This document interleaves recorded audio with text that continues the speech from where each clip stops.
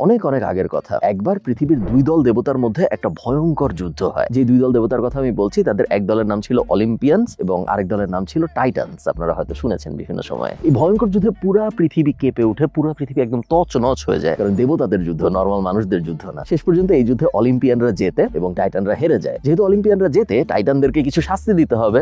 শাস্তি হিসেবে ঠিক করা হয় টাইটানদের যে রাজা, তাকে একটা পাহাড় মাথায় নিয়ে দাঁড়ায় থাকতে হবে। কতদিন পর্যন্ত দাঁড়ায় থাকতে হবে? আজকের থেকে শুরু করে একদম পৃথিবীর ইতিহাসের শেষ দিন পর্যন্ত পাহাড় মাথায় নিয়ে দাঁড়ায় থাকতে হবে। ওই রাজাটার নাম ছিল অ্যাটলাস। অ্যাটলাস মাউন্টেন পৃথিবীর সবচেয়ে ফেমাস পাহাড়গুলোর একটা, এবং এই পাহাড়ের পেছনের গল্পটাই এটা, যে এই পাহাড়টা অ্যাটলাস নামে একটা দেবতা মাথায় নিয়ে দাঁড়িয়ে আছে, তাকে শাস্তি হিসেবে এই কাজ করতে দেওয়া হয়েছে এবং পৃথিবীর শেষ দিন পর্যন্ত সেই পাহাড় মাথায় নিয়ে দাঁড়িয়ে থাকবে। Welcome too Morocco. আমার মাথার এই পাশে সূর্য, আপনারা বুঝতেই পারছেন, এবং এই জায়গাটায় বেশ গরম। অ্যাটলাসের উপরে আমি দেখতে পাচ্ছি বরফ। আজকে আমরা মরক্কোতে ঘুরবো, কালকে আমরা মরক্কোতে ঘুরবো, আগামী কিছুদিন আমি আপনাদের মরক্কো ঘুরে দেখাবো। চলুন শুরু করা যাক। হ্যালো সবাইকে, গুড মর্নিং। পিছনে আপনারা ঘড়িতে দেখতে পাচ্ছেন 6টা বাজে। মরক্কো যাচ্ছি, একটু পরেই ফ্লাইট। আয়ারল্যান্ড থেকে প্রায় 4 ঘন্টার মতো ফ্লাইট, এবং রিটার্ন ট্রিপে খরচ হবে 110 ইউরো। আমার গলা এখনো ভেঙে ভেঙে আসতেছে, কারণ আমি এখন আসলে ঠিক মতো উঠি নাই, যেহেতু মাত্র ভোরবেলা। আশা করছি আগামী 1-2 ঘন্টার মধ্যে আমি অনেক সতেজ হয়ে যাব। আমার প্ল্যান হলো আপনাদেরকে মরক্কো ঘুরে দেখানো। শুধু তাই না, মরক্কো ঘুরতে আমার যেরকম টাকা পয়সা খরচ হচ্ছে সবকিছুর একটা ব্রেকডাউন দেওয়া, এবং একই সাথে মরক্কোর ইতিহাস নিয়ে বেশ কিছু ইন্টারেস্টিং আলাপ আলোচনা করা। চলুন শুরু করা যাক। 4 দিনের জন্য ক্যাট সিটার আসবে, এবং ক্যাট সিটার এসে মাকলু এবং পিকলুকে খাবার দিয়ে যাবে প্রত্যেকদিন, এবং কিছুক্ষণ খেলে টেলে যাবে। এটাই পরিকল্পনা। 4 দিনের জন্য ক্যাট সিটার বুক করতে খরচ হয়েছে 70 ইউরোর মতো। আমরা হিসাবের মধ্যে রাখবো না।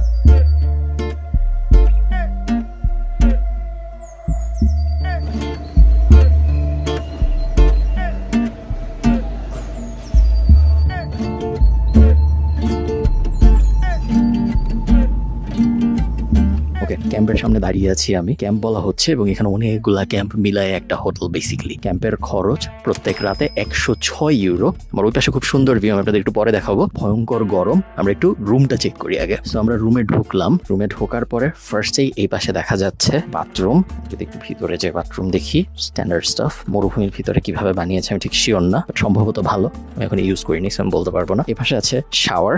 আমরা ভিতরে যদি একটু শাওয়ারটা দেখি, এগেইন স্ট্যান্ডার্ড স্টাফ। এইখানে বড় একটা বিছানা, ঠিক জানি না বিছানার খুব বেশি ভালোই মনে হচ্ছে দেখে, আমার তো দেখানোর কিছু নেই। এবং ওই পাশে একটা হিটার, কারণ লোকটা বললো রাত্রেবেলা নাকি অনেক ঠান্ডা হয়, যদিও এখন ভয়ঙ্কর গরম। এবং সাথে পানি, হিটার, চার্জার, হাবিজাবি, নর্মাল হোটেলে যা থাকে তাই।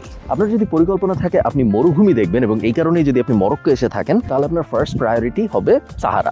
আমরা ছোটবেলা থেকে সাহারার গল্প শুনে আসছি। সাহারা পৃথিবীর সবচেয়ে বড় মরুভূমিগুলোর একটা, এবং পৃথিবীর সবচেয়ে পাওয়ারফুল মরুভূমিগুলোর একটা, যেখানে একবার মানুষ গেলে মানুষ বেঁচে ফিরে আসতো না এক সময়। আমি এখন সাহারায় নাই, আমি মরক্কোতে আছি, বাট আমি এখন যেই মরুভূমিটায় আছি সেই মরুভূমিটার নাম হলো আগাফি ডেজার্ট। আমি সাহারায় যাই নাই কেন? তার কারণ আমি রিসার্চে যেটা দেখেছি, যে সাহারায় যদি আপনি যেতে চান, সেক্ষেত্রে আপনার এটলিস্ট 2-3 দিন সময় নিয়ে যেতে হবে, এবং সাহারায় 2-3 রাত থাকতে হবে। তাহলেই আপনি একমাত্র সাহারার পুরো পাওয়ারটা অনুধাবন করতে পারবেন। আমার হাতে যেহেতু অত সময় ছিল না, এবং আগাফি ডেজার্ট যেটা আমি এখন দাঁড়ায় আছি, এটা যেহেতু মারাকেশ, মরক্কোর পুরানো রাজধানীর খুব কাছে, শহরের খুব কাছে, এই কারণে আমার মনে হয়েছে যে আগাফি প্রবাবলি একটা বেটার চয়েস যদি আপনি শর্ট ট্রিপে এসে থাকেন মরক্কো। যদি আপনি লং ট্রিপে যান, তাহলে অবশ্যই আপনার উচিত হবে সাহারা এক্সপ্লোর করা। মেইন যে ডিফারেন্স আমি দেখতে পাচ্ছি, একে তো এই আগাফি ডেজার্ট অত বড় না সাহারার মতো, যেটা অবভিয়াস, বাট এছাড়া আরেকটা যে বড় ডিফারেন্স, সেটা হলো আমার পেছনে আপনারা দেখলে হয়তো বুঝতে পারছেন, আমি ঠিক শিওর না বোঝা যাচ্ছে নাকি ক্যামেরায়, এই মরুভূমিটা বালি এবং পাথরের মিক্সচারের মরুভূমি। সাহারা যেরকম পুরোপুরি বালির মরুভূমি, সাহারা আপনি গড়াইতে পারবেন, কোনো সমস্যা হবে না, আপনি ব্যথা পাবেন না। এই মরুভূমিটা এরকম না। এখানে যদি আমি আপনাকে গড়াইতে বলি, বা আপনি যদি খালি পায়ে হাঁটেন, এখানে আপনি পায়ের নিচে ব্যথা পাবেন, যেটা কখনোই সাহারায় হবে না, কারণ সাহারা পুরোটাই মিহি বালি দিয়ে বানানো। তো এবার সাহারায় যাওয়া হচ্ছে না, বাট পরের বার মরক্কো আসলে হয়তো সাহারায় যাওয়া হবে। সাহারার সেকেন্ড বেস্ট অল্টারনেটিভ অপশন হইলো গিয়ে আগাফি ডেজার্ট। 5 বছর আগেও যদি কেউ আমাকে বলতো যে আমি মরক্কোর কোনো একটা মরুভূমির ভিতরে দাঁড়ায় একটা ভিডিও রেকর্ড করবো এবং ওটা অনেক মানুষ দেখবে, আমি তাকে পাগল ভাবতাম। এটা একটা প্রমাণ বা একটা ইন্ডিকেশন যে ইন্টারেস্টিং জিনিসপত্র খুব তাড়াতাড়ি হয় যদি আপনি অনেক বেশি কষ্ট করেন বা অনেক বেশি কাজকর্ম করেন। এই ক্যাম্পের ভিতরে খুব বেশি জায়গায় আলো নাই, ইচ্ছা করে আলো একদম অন্ধকার করে রাখা। আমি যদি একটু ঘুরায় দেখে আপনারা দেখতে পারবেন, আমি যেখানে আলোটার জন্য দাঁড়িয়েছি ভিডিওটা রেকর্ড করার দেখার জন্য। ওটা ছাড়া আশপাশে আসলে তেমন আলো একটা নাই, না থাকাটা লজিক্যাল, কারণ আমরা আকাশ দেখতে চাই। যদিও আমি আয়ারল্যান্ড থাকি, যেটা পলিউশন ফ্রি একটা দেশ, তারপরেও আকাশের দিকে তাকালে আমি এত পরিমাণ তারা দেখি না যত পরিমাণ তারা আমি এখন মরুভূমির ভিতরে দাঁড়ায় দেখতে পাচ্ছি। আমি খুবই ক্লিয়ারলি জুপিটার দেখতে পাচ্ছি, চাঁদ তো দেখতে পাচ্ছি অবভিয়াসলি, এবং আরো অনেক অগণিত তারা দেখতে পাচ্ছি যেগুলোর নাম দাম আমি জানি না। আমি তারা দেখে বাকি রাত কাটাবো। এবং এইটা আমাকে যদি জিজ্ঞেস করেন মরুভূমিতে কেন আসা উচিত, কারো অ্যাটলিস্ট এক রাত কেন থাকা উচিত মরুভূমিতে, সবচেয়ে মেজর কারণ এটাই হবে যে রাতের বেলা আকাশ দেখতে পারা এবং একদম পরিষ্কার আকাশ দেখতে পারা, যেটা অন্য কোনো জায়গা থেকে খুব রেয়ারলি হয়তো দেখতে পারা যায়। মরুভূমি থেকে সবাইকে টাটা, সবার সাথে আমার দেখা হবে মারাকেশে কালকে সকালবেলা। আমি এখান থেকে চেক আউট করে মারাকেশের উদ্দেশ্যে রওনা দিব। মরুভূমি থেকে একদম সরাসরি চলে আসছি মারাকেশের একদম ভিতরে, এত ভিতরে যেখানে সাধারণত অত টুরিস্ট আসে না। এবং এইটা হবে আমাদের হোটেল আগামী 2 দিনের জন্য 109 ইউরো। বেশ সুন্দর এবং বেশ সুন্দর অ্যাটমসফিয়ার দেখা যাচ্ছে এবং খুবই হোমলি। হাজবেন্ড ওয়াইফ চালায় 2 জন মিলে। ওয়াইফের সাথে কথাও হইলো, হাজবেন্ড বাসায় নাই। রুম এইটা আমার, বাট উপরেও 2-3টা রুম আছে। তেমন আহামরি বড় হোটেল এরকম না, সম্ভবত টোটাল ক্যাপাসিটি 3 রুমের এবং এদিকে ড্রয়িং রুম। তো বেসিক্যালি একটা হোমকে রিনোভেট করে, বা ওদের ভাষায় রিয়াদকে রেনোভেট করে ওরা এরকম একটা হোটেল বা ছোট একটা বিএনবি বানিয়েছে। মাত্র আমি ছিলাম ওইখানে এবং এখন আমি চলে আসছি দোতলায় এবং এদিক দিয়ে নিচে নামবো। নিচতলায় হলো গিয়ে রুম। মরক্কোর 4টা বড় শহরের একটার নাম হলো মারাকেশ। এখন আর মারাকেশ রাজধানী নাই, এখন রাজধানীর নাম রাবাত, বাট একসময় মারাকেশই ছিল মরক্কোর রাজধানী। এই শহরের ইতিহাস বেশ পুরানো, আপনারা বুঝতেই পারতেছেন। 1062 সালে এস্টাবলিশড হওয়ার পরে প্রায় 800 বছর বিভিন্ন ইসলামিক রেজিম এই শহরকে শাসন করেছে এবং এই কারণে এই শহর বিভিন্ন বৈচিত্র্যময় কালচার পেয়েছে, যেটা অন্যান্য অনেক শহর পায় নাই। 1912 সালে ফ্রান্স এবং স্পেন মিলে মরক্কো দখল করে এবং এই কারণে মরক্কোর অধিকাংশ মানুষ ফ্রেঞ্চ ভাষাও জানে অ্যাজ ওয়েল অ্যাজ আরবি। বাহিয়া প্যালেসের প্রথম ইন্টারেস্টিং ব্যাপার, চারিদিকে খালি কমলা গাছ। এই পাশে, ওই পাশে, সব দিক, পিছনেও অনেকখানি জুড়ে খালি কমলা গাছ এবং কমলা গাছ। বাহিয়া কথাটার মানে হলো বিউটিফুল এবং বাহিয়া প্যালেস আসলেও বিউটিফুল, বাট সমস্যা হইলো যে পরিমাণ মানুষ আমি দেখছি বাহিয়া প্যালেসে, 70 দিরহাম, 7 ইউরোর আশপাশে লাগে বাহিয়া প্যালেসের ভিতরে ঢুকতে। এই এত মানুষের মধ্যে আপনি এখানে এসে এটা এনজয় করতে পারবেন এই সম্ভাবনা খুবই ক্ষীণ। ওকে, বাহিয়া প্যালেস বিষয়ক একটা ইন্টারেস্টিং ফ্যাক্ট, সম্রাট মুসাইটা বানানোর পরে ওনার ছেলেকে দিয়ে দেয় এবং ওনার ছেলে তারপর মারা যাওয়ার পরে পাশা নামে এক ভয়ঙ্কর যোদ্ধা ছিল, বেদুইন যোদ্ধা সম্ভবত, উনি এটা দখল করে ফেলে এবং উনি এটা দখল করে এইখানে গেস্টদের হোস্ট করতো। তো উনি বিভিন্ন দেশ থেকে যখন মানুষজন আসতো তখন উনি উনার এই প্যালেসে সবাইকে দাওয়াত দিত। এভাবে উনি ফ্রেঞ্চ কিছু মানুষকে দাওয়াত দেয় এবং ফ্রেঞ্চদের এটা এতই পছন্দ হয় উনারা পাশাকে সরায় এটা দখল করে ফেলে এবং তারপর ফ্রেঞ্চদের কাছে এটা অনেকদিন থাকে। ইভেনচুয়ালি যখন মরক্কো স্বাধীন হয় তারও কিছুদিন পরে এইটা ওদের কালচারাল মিনিস্ট্রিকে দিয়ে দেওয়া হয়। আমাকে যদি আপনি অনেস্টলি জিজ্ঞেস করেন, এত মানুষ এবং এরকম ওয়েদারের মধ্যে আমার মনে হয় না বাহিয়া প্যালেস অত ওয়ার্থ ইট, কারণ এমনও অনেক কিছু দেখার আছে, এটা আমি বলবো না, একটু কন্ট্রোভার্সিয়াল মনে হতে পারে যেহেতু অনেক হিস্টোরিক্যাল একটা প্লেস, বাট আমার মনে হয় না এটা দেখার মতো ওয়ার্থ ইট বা অনেক সুন্দর কিছু। আমি অবশ্যই জানি না যে আজকেই অনেক ভিড় নাকি সবসময় এরকম থাকে, বাট এরকম যদি হয় তাহলে ডেফিনেটলি ওয়ার্থ ইট না ভিজিট করা। যদিও ভয়ঙ্কর গরম, বাট বেশ সুন্দর একটা পরিবেশ আমি বলবো, কারণ পাখি ডাকছে, আমি জানি না ক্যামেরায় অডিওতে আসতেছে নাকি। আমার পিছনে আপনারা দেখতে পাচ্ছেন বিখ্যাত কুতুবিয়া মসজিদ। মরক্কোর 5টা ইম্পর্টেন্ট মসজিদের একটা হলো এই কুতুবিয়া মসজিদ, প্রথম 1700-র আশপাশে বানানো হয়েছে। একটা ইন্টারেস্টিং ফ্যাক্ট এই মিনারটা নিয়ে, এই মিনারটার ভিতরে একসময় সিঁড়ি ছিল না এবং মুয়াজ্জিনদের দিনে 5 বার একটা স্লোপের মতো করা ছিল, সেই স্লোপের ভিতর দিয়ে ঘোড়া চালায় উপরে যেতে হইতো, উপরে যে আজান দিতেন এবং তারপর ওনাদের নেমে আসতে হইতো। উপরে কি একটা গোল্ডেন বলের মতো জিনিস দেখা যাচ্ছে। সুলতান ইয়াকুবের ওয়াইফ একবার দিনের মধ্যে ভুলে রোজা ভেঙে ফেলে এবং রোজা ভেঙে ফেলা শাস্তি হিসেবে ওনাকে বলা হয় ওনার যত গয়নাগাটি আছে, যত গোল্ড আছে সব গলায় ফেলতে হবে এবং তারপরে সব গলায় ফেলা হয়। সব গলানোর পর একটা বলের মতো হয় এবং আপনারা এই মিনারের উপরে যে বলগুলা দেখতে পাচ্ছেন, সোনার গোল জিনিসগুলা, ওগুলার একটা কথিত আছে যে ওনার গয়নাগাটি গলায় বানানো। এগুলো সবই কিন্তু লোকগাথা, এর মধ্যে কতটুকু সত্য এবং কতটুকু জাস্ট লোকগাথা হিসেবে ছড়িয়ে গেছে যেহেতু প্রপার ডকুমেন্টেশন হয় নাই, জানা কঠিন। আর একটা গুরুত্বপূর্ণ ব্যাপার, আপনারা বুঝতেই পারতেছেন এটা একটা টি শেপের মসজিদ, একটা মিনার এবং এদিক দিয়ে ফ্ল্যাট। এই টি শেপের মসজিদটা প্রথমবার যখন বানানো হয় তখন অ্যালাইনমেন্টে ভুল ছিল মক্কার সাথে এবং অ্যালাইনমেন্টে ভুল থাকার কারণে সবার বাঁকা হয়ে নামাজ পড়তে হইতো, একদম দেয়ালের দিকে মুখ করে নামাজ পড়তে পারতো না এবং এটা ফিগার আউট করা হয় প্রায় মসজিদের অর্ধেক বানায় ফেলার পরে। এখন কি করা হবে, ওই সময় যে রাজা ছিলেন সে বলেন যে না, আমরা পুরো মসজিদ ভেঙে ফেলবো এবং আমরা পুরাটাই আবার নতুন করে বানাবো, এবং তাই করা। এই মসজিদ টোটাল 3 বার বানানো হয়েছে। র্যান্ডম রাস্তা এবং র্যান্ডম রাস্তার উপরে আরো কমলা গাছ। পৃথিবীর সবচেয়ে বড় এবং সবচেয়ে সিগনিফিকেন্ট মাদ্রাসাগুলোর একটা হলো এই বেন ইউসুফ মাদ্রাসা। অসাধারণ সুন্দর দেখতে এবং হাইলি রেকমেন্ডেড। যদি আপনি মরক্কো আসেন তাহলে অবশ্যই বেন ইউসুফ মাদ্রাসায় আসতে। এই মুহূর্তে এখন এটা মাদ্রাসা হিসেবে অ্যাক্টিভেটেড নাই, এটা এখন হয়ে গেছে একটা কালচারাল হাব যেখানে অনেক টুরিস্টরা আসে এবং ইসলামিক ঐতিহ্য স্পেশালি মাদ্রাসার ঐতিহ্যের ব্যাপারটা এনজয় করে। যখন এই জিনিস অ্যাক্টিভেট ছিল তখন এইখানে লাখ লাখ লাখ লাখ স্টুডেন্ট মাদ্রাসার শিক্ষা নিয়েছে এবং লাখ লাখ ভালো মুসলিম তৈরি করেছে এই মাদ্রাসাটা, যে কারণে এই বেন ইউসুফ মাদ্রাসাটাকে অনেক সম্মানের সাথে অনেক মর্যাদার সাথে দেখা হয়। ফানি স্টোরি, বেন ইউসুফ মাদ্রাসা কিন্তু বেন ইউসুফ যে নাম উনি বানায় নাই, উনি ছিল মরক্কোর প্রতিষ্ঠাতাদের একজন এবং উনাকে ট্রিবিউট দেওয়ার জন্যই মূলত বেন ইউসুফ মাদ্রাসার নাম বেন ইউসুফ মাদ্রাসা রাখা হয়েছে। 130টা রুম ছিল এবং 130টা রুমে টোটাল 900 স্টুডেন্ট থাকতে পারতো এক সময়। 500 বছরেরও বেশি সময় ধরে এই মাদ্রাসা অ্যাক্টিভেটেড ছিল। তো লাখ লাখ মানুষকে, আপনারা বুঝতেই পারছেন কত মানুষকে এখানে মাদ্রাসার শিক্ষা দেওয়া হয়েছে এবং পুরো আফ্রিকার, মাদ্রাসা তো আসলে একটা স্কুলই, তো পুরো আফ্রিকার একটা প্রপার এডুকেশনাল হাব ছিল এই বেন ইউসুফ মাদ্রাসা। এটা হলো example of a student room. এরকম স্টুডেন্ট রুম ছিল 900টা এই মাদ্রাসার ভিতরে। এবং আমরা যদি একটু আসার চেষ্টা করি, এইখানে দেখা যাচ্ছে ভিতরের এই জায়গাটার এক্স্যাক্ট কি কাজের জন্য ব্যবহার হতো আমি ঠিক শিওর না, বাট আমার ধারণা ব্যবহার হতো নামাজের জন্য। এবং এখানে এই বড় জায়গাটা আছে, এদিকেও আমরা রুম দেখতে পাচ্ছি স্টুডেন্টদের। একটা এরকম জায়গায় 3 জন স্টুডেন্ট থাকতো 3টা ছোট রুমের ভিতরে, মাঝখানে একটা হলওয়ে। বেন ইউসুফের ভিতরে হাঁটলে বোঝা যায় এই জায়গাটা কত সুন্দর। আমি একটা স্টুডেন্টের রুমে ঢুকতেছি এখন এবং আমাকে হয়তো খুব ভালো দেখা যাচ্ছে না, বাট জায়গাটা খুবই সুন্দর এবং খুবই শান্তির। বোঝা যায় যে খুব সুন্দর একটা মাদ্রাসা ছিল যখন এই মাদ্রাসাটা চলমান ছিল। এবং ছোট্ট ছোট্ট স্টুডেন্টদের খুব সুন্দর গোছানো রুম এবং সুন্দর হলওয়ে, সুন্দর জানালা দিয়ে বিশাল সুন্দর ভিউ দেখা যায় এখন, বাট তখন নিশ্চয়ই আরো সুন্দর ভিউ দেখা যেত। ওভারঅল অসাধারণ এক্সপিরিয়েন্স এবং এই মাদ্রাসায় আসাটা অবশ্যই হাইলি রেকমেন্ডেড হবে যদি আপনি মরক্কো আসেন। আমি গুগলে পড়ে আসছিলাম, খুব সুন্দর একটা লাইন আছে এই মাদ্রাসায় ঢোকার সময়, যে এই মাদ্রাসায় ঢুকে কেউ যদি কিছু চায় তাহলে সে যা চায় তার থেকেও তার সাথে অনেক ভালো কিছু হয়। ওই লাইনটা আমি খুঁজে পাচ্ছি না কোথায় লেখা, নাহলে আপনাদের দেখাতাম। এই দিনের ট্রিপে আমি ফার্স্টেই যে জায়গায় গিয়েছিলাম সেটার নাম হলো অ্যাটলাস স্টুডিও। মরক্কোর থেকে একটু বাইরে, বাট খুব বেশি দূরে না, বেশিক্ষণ লাগে না যাওয়ার জন্য। এই অ্যাটলাস স্টুডিও দেখে আমার বেশ অদ্ভুত একটা সেলফ রিয়েলাইজেশন টাইপ অভিজ্ঞতা হয়েছে। আমরা সবাই জানি যে সিনেমা টিনেমা আসলে ফেক, বাট সিনেমা যে এত ফেক এটা আসলে আমি রিয়েলাইজ করি নাই এই অ্যাটলাস স্টুডিওতে যাওয়ার আগে। সিনেমা তো ফেক, এটা আমরা সবাই জানি, বাট সিনেমা দেখতে থাকলে না অনেক সময় আমরা রিয়েলাইজ করি না যে লোকেশনের ভিতরে যে সিনেমাটা রেকর্ড করা হচ্ছে ওই লোকেশনটাও ফেক। অ্যাটলাস স্টুডিওর ভিতরে যে আমি দেখছি যে বিশাল বিশাল, আমি গত বছর ইজিপ্টে যে আসল জিনিসগুলো দেখেছি, যে হাবু টেম্পল কথার কথা বা কার্নাক টেম্পল কথার কথা, ওগুলার ফেক রেপ্লিকা ভার্সন বানায় রাখা, যেটা টাচ করে না ধরলে বা বাড়ি দিয়ে না দেখলে বোঝার উপায় নেই যেটা আসলে ফাঁপা। তো ওই অ্যাটলাস স্টুডিওর ভিতরে সবকিছুর ফেক জিনিস বানায় রাখা। আফ্রিকার সবচেয়ে বড় studio Atlas studio, movie studio, এবং ওয়ার্ল্ডের সম্ভবত 3rd লার্জেস্ট স্টুডিও অ্যাটলাস। বিশাল জায়গা জুড়ে একটা স্টুডিও, যে স্টুডিওর মধ্যে জেমস বন্ডের প্রথম সিনেমায় যে ফারারি ছিল যেটা উড়ায় ফেলা হয়, ওটার যে রেপ্লিকা ওইটা বানায় রাখা। এই ধরনের জিনিস বড় বেশ ফ্যাসিনেটিং এক্সপিরিয়েন্স। এবং ওই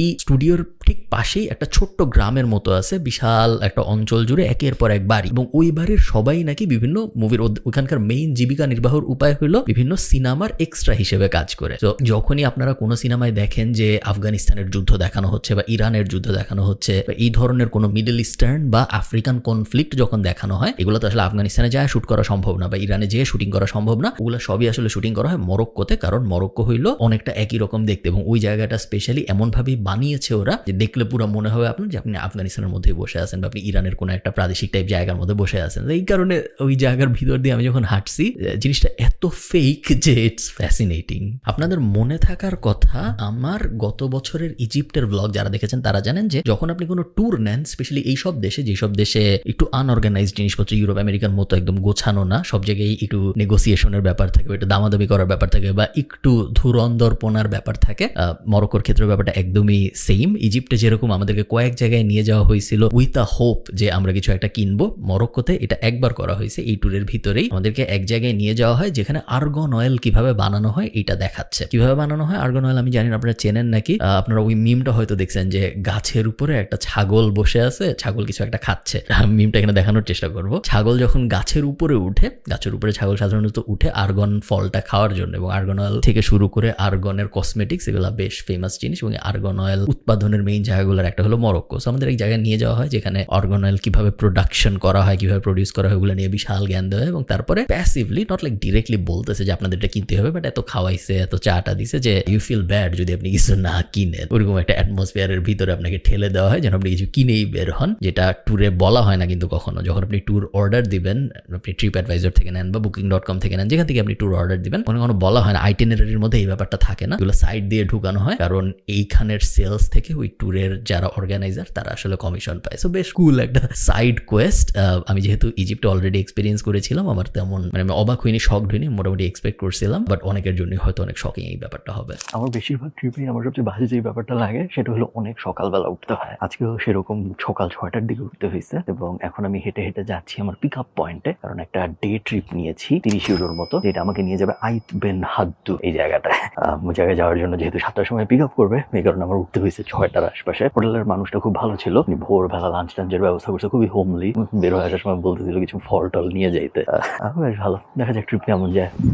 মরক্কোর প্রাচীন আর্কিটেকচারের একটা প্রাইম এক্সাম্পল হইল এই আইত বেন হাদ্দু। কোটি কোটি সিঁড়ি বেয়ে উঠতে হয়, আমি মোটামুটি শেষ। মরক্কো এবং সুদানের মাঝামাঝি অবস্থান করায়, যদিও এটা ছোট্ট একটা গ্রাম অ্যাটলাস মাউন্টেনের উল্টা পাশে, তেমন কোনো আহামরি বৈশিষ্ট্য না থাকার পরেও এই গ্রামটা খুব স্পেশাল হয়ে গিয়েছিল, just simply because of the location. এবং এখন এই গ্রামটা মূলত ইউজ হয় মুভি সেট হিসেবে। বিভিন্ন মুভির শুটিং করা হয় এখানে। এই গ্রামে খুব বেশি মানুষ থাকে এরকম না, বাট যারা থাকে তারা সবাই ওই মুভিগুলো এক্সট্রা হিসেবে কাজ করে। যখন সিনেমা হয় না তখন এরা বিভিন্ন ধরনের আর্ট এবং ক্রাফট এই টাইপ জিনিসপত্র বিক্রির চেষ্টা করে। এবং ট্যুরিজম এই গ্রামের মেইন ব্যবসা। মেডিটেরেনিয়ান দুনিয়ার সাথে আফ্রিকার কানেকশনের জন্য এই গ্রামটা খুব ইম্পর্টেন্ট। আপনাদের যদি মনে হয় আশপাশে একটু চেনা চেনা লাগতেছে, তার কারণ হলো রিসেন্টলি মানে গত দশকে এখানে গেম অফ থ্রোনস এর শুটিং হয়েছে এবং খালিসির গ্রাম হওয়ার কারণে এই জায়গাটা অনেক ফেমাস হয়ে গেছে হঠাৎ করে। আরেকটা ইন্টারেস্টিং ব্যাপার, এই শহরে কিন্তু ইলেকট্রিসিটি নাই এবং এটা একটা বড় কারণ যে কারণে এই শহর ছেড়ে অনেক মানুষ 1100 সাল থেকে থাকতো এরকম মানুষজন শহর ছেড়ে চলে গিয়েছে, কারণ ইলেকট্রিসিটি কখনো আসে নাই। সোলার প্যানেল ইউজ হচ্ছে এখন, যারা আছে তারা ইউজ করছে। পানিরও অনেক সমস্যা এবং অনেকদিন পর্যন্ত পানিও পাওয়া যাইতো না, যেটা এখন পাওয়া যায়।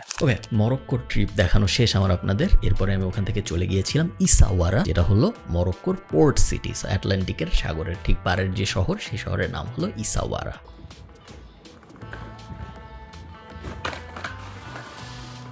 ইসাওয়ারার রুম রিভিউতে ওয়েলকাম। এটা আরেকটা রিয়াদ এবং গ্রাউন্ড ফ্লোরে এখন 3 পর্দা সরলে বোঝা যাবে। এটা হলো ঢোকার জায়গা। তারপরে এইদিকে একটা লিভিং রুম এবং একটা টিভি আছে, সাথে এখানে বিশাল একটা বিছানা। এখন দিনের বেলা এবং এইদিকে বাথরুমটা রিয়াদের ভিতরে বাথরুম যেরকম হয়, মাটির শাওয়ার এরিয়া। 56 ইউরো এক রাতের জন্য। রিয়াদের সাথে একটা সুন্দর পুলও আছে, বেশ বড়।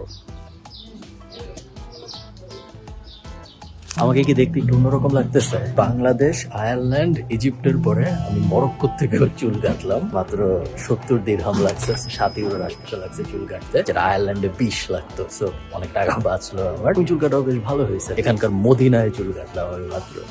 ইসাওয়ারাকে বলা হয় most Windy city in Africa. আমার এই পাশে আপনারা সাগর দেখতে পাচ্ছেন। রিয়াদ থেকে প্রায় 1 থেকে 2 মিনিটের মতো হাঁটলেই সাগরে চলে আসা যায়। মোস্ট উইন্ডি সিটি বলা হচ্ছে, বাট আমি তেমন কোনো বাতাস দেখতেছি না। হতে পারে আজকে বাতাস কম, রোদও নাই খুব একটা, সো ওটা একটা কারণ হতে পারে। আরেকটা হলো আমি যেহেতু আয়ারল্যান্ডে থাকি, এখানে সবসময় ভয়ঙ্কর বাতাস। সেই বাতাসের কাছে আফ্রিকার মোস্ট উইন্ডি সিটি তেমন কোনো বাতাস মনে হয় না। মনে করেন কারণ বাজারে সারাক্ষণ কিছু বিদেশি হাঁটতেছে এবং গরুর মাংসের ছবি তুলতেছে, মুরগির মাংসের ছবি তুলতেছে, মাছ টাছের ছবি তুলতেছে। এক্স্যাক্ট সেম সিনারিও, বাট শুধু মাছ এবং হচ্ছে হলো এই পিছনের পোর্টটায়। তো এখানে জাহাজ ভিড়তেছে, কোটি কোটি সিগাল, কোটি কোটি বিড়াল এবং একই সাথে অনেক টুরিস্ট এই মাছের পুরো ব্যাপারটার ছবি তুলতেছে, ভিডিও করতেছে। ইসাওয়ারা যেহেতু একটা পোর্ট সিটি ছিল, তো ইসাওয়ারাকে সবাই বিভিন্ন জায়গা থেকে অ্যাটাক করতো ওই সময়। এবং যেহেতু সবাই অনেক অ্যাটাক করতো, ওদের অনেক প্রোটেকশন দরকার হইতো এবং সেই প্রোটেকশনের জন্যই আপনারা দেখতে পাচ্ছেন সাগর ওই পাশে এবং সাগরের এই পাশে শয়ে শয়ে কামান রাখা। এই কামানগুলা দিয়ে ওই সময় যাদের স্ট্রং নৌবাহিনী ছিল, পারস্যর স্ট্রং নৌবাহিনী ছিল, স্পেনের স্ট্রং নৌবাহিনী ছিল, ফ্রান্সের স্ট্রং নৌবাহিনী ছিল, সব নৌবাহিনীর অ্যাটাককে প্রতিহত করার চেষ্টা করা হইতো। প্রতিহত সবসময় যে খুব বেশি কাজে লাগছে এরকম না, বিভিন্ন সময় বিভিন্ন মানুষ এখানে এসে এখান দিয়ে এন্ট্রি নিয়ে মরক্কোর ভিতরে চলে যেয়ে সবকিছু দখল